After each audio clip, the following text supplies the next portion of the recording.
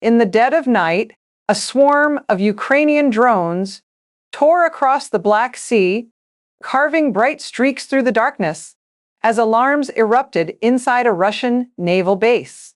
For hours, operators on both sides watched an unfolding siege unlike anything seen in this war, a relentless assault aimed at one of Russia's most valuable underwater assets, a submarine worth nearly $3 billion. The target was massive, heavily guarded, and never expected to face this kind of threat from the sky or the waves. Yet, as the drones closed in, the entire region held its breath. Analysts had long warned that a strike like this could push the conflict into uncharted waters, a moment when new technology collides with old doctrine. And now, it was happening in real time, with every minute raising the stakes higher. This wasn't simply another attack, it was a test of the future itself now. To understand why this submarine mattered so much, you have to look beyond its price tag and focus on what it represented inside Russia's naval doctrine. This vessel was a floating fortress, engineered to carry advanced cruise missiles and operate far from prying eyes, giving Moscow a silent but powerful tool for projecting strength. Its loss, or even its temporary removal from service, would ripple far beyond the Black Sea. This moment didn't appear out of nowhere. Earlier in the war, Ukraine relied on improvised weapons and risky raids that surprised Russian planners but rarely threatened core strategic assets. Those attacks, however, revealed cracks in Russia's defenses, blind spots in surveillance, gaps in coastal security, and a growing inability to predict Ukraine's next move. Over time, Kyiv refined those early experiments into a sophisticated drone program capable of hitting targets once believed untouchable. What began as a David versus Goliath struggle has now transformed into something far less predictable, where cheap, agile machines can challenge billion-dollar symbols of national power. The submarine became the ultimate expression of that shift, a reminder that in modern warfare, legacy systems no longer guarantee safety in contemporary conflicts. Adaptability often outweighs tradition and reshapes strategic expectations everywhere today overall. Manned, the assault unfolded with a precision that suggested months of planning. Ukraine launched dozens of drones in staggered waves, blending fast surface craft with buzzing aerial units that skimmed just above the waterline. Each machine had a narrow task: distract, confuse, blind sensors, or push deeper toward the heart of the naval base. For Russian defenders, the timing was a nightmare. Radar stations lit up with simultaneous contacts, many of them decoys, forcing operators to guess which threats demanded immediate fire. The air cracked with gunfire as crews scrambled to repel targets coming from every direction.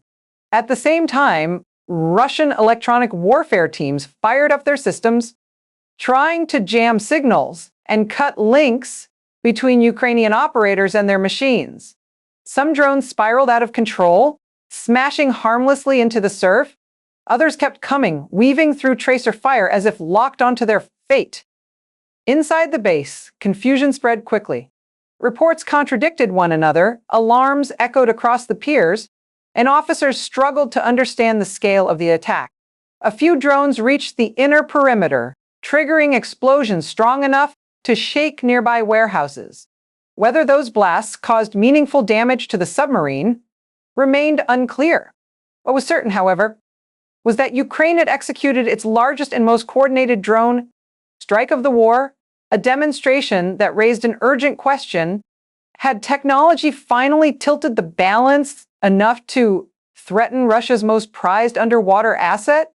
The implications of that possibility hung heavily over every decision made in its aftermath. That night, history offers several moments when new technology upended long-standing military assumptions, and the drone assault on the submarine fit squarely within that pattern.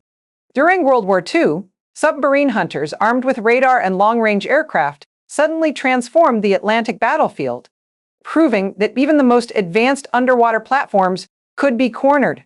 Decades later, in the Falklands War, a single Argentine missile sank a British destroyer, shocking naval planners and demonstrating how relatively cheap weapons could defeat modern ships.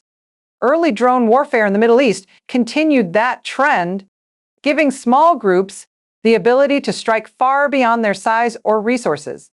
Each of these turning points carried the same lesson. When technology evolves faster than doctrine, the power shifts abruptly. Today's drone revolution echoes those earlier disruptions, but with a new twist. Automation and low-cost platforms scale far more quickly than traditional fleets. The attack on the submarine wasn't an isolated stunt. It was part of a larger story of militaries struggling to adapt while the tools of war grow smaller, smarter, and harder to stop. In this shifting landscape, commanders face dilemmas they never trained for, where innovation rewrites expectations overnight in ways no prior generation fully anticipated. Blend. If the submarine were seriously damaged or forced out of service, the consequences would echo far beyond a single battle. Tactically, Russia would lose one of its most capable platforms for launching long-range strikes, weakening its posture across the Black Sea and reducing the deterrent effect the vessel normally provides. For Ukraine, the attack would signal something even bigger, proof that its growing drone fleet can threaten high-value assets once thought untouchable. That message would be heard not just in Moscow, but in every capital watching the war for clues about the future of naval power. NATO planners, already uneasy about emerging drone capabilities, would see this as confirmation that traditional defenses are falling behind.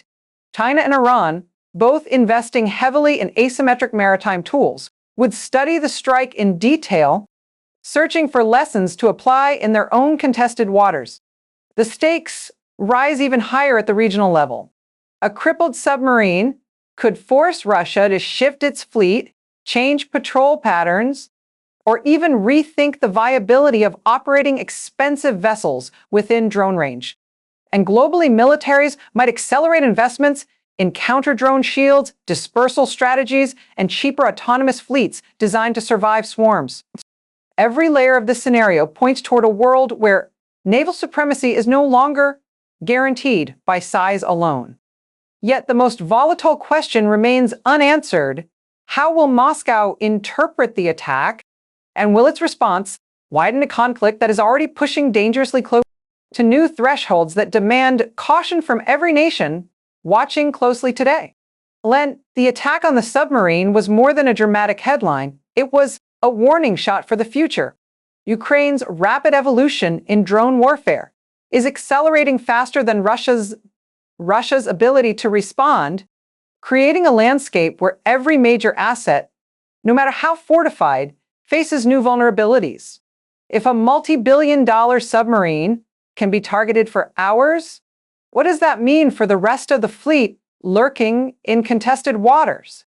Commanders now confront a battlefield where threats multiply at a pace that challenges even the most experienced strategists. And this assault, as intense as it was, represents only the opening chapter of a wider struggle under the waves. The next drones will be faster, smarter, and harder to intercept. The next targets could be even more significant.